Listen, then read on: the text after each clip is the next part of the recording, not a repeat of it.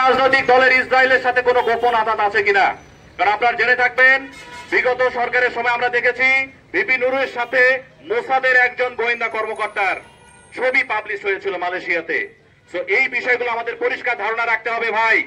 আগামী নির্বাচনে কে আসবে সেটা বড় কথা নয়, আপনাকে আমাকে মৃত্যুর স্বাদ গ্রহণ করতে হবে।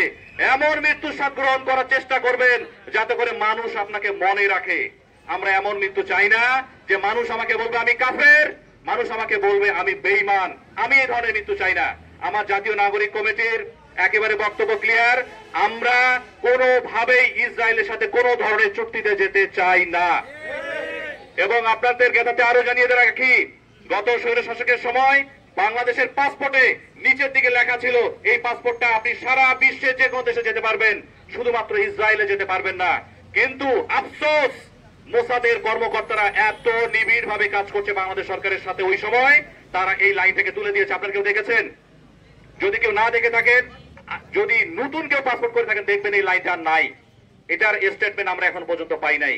আমরা বাংলাদেশ সরকারের সাথে ক্লিয়ার স্টেটমেন্ট দিতে চাই যে অবিলম্বে মোসাদের কোন কর্মকর্তা যদি কাজ করে বাংলাদেশ আর্মির সাথে, তাদেরকে প্রত্যাহার করা হোক। এবং ভাই, সকলের কাছে অনুরোধ করব, নিজ নিজ অবস্থান থেকে প্রতিবাদ করুন। এবং আমাদের যেহেতু ভাই ফিলিস্তিনে যাওয়ার সামর্থ্য নাই, আমরা হয়তো যেতে পারবো না, সো দোয়া করুন অন্তত অন্তরে অন্তঃস্থল থেকে সেই আপনাদের জিহাদটা যেন থাকে। আমি আমার বক্তব্য সংক্ষিপ্ত করছি। সকলে আমার জন্য দোয়া করবেন, বাংলাদেশের জন্য দোয়া করবেন, আগামীর সুন্দর ভবিষ্যতের জন্য দোয়া করবেন। এবং বহির্বিশ্বে যত মুসলমান নিপীড়িত নির্যাতিত হচ্ছে, সকলের জন্য দোয়া করবেন।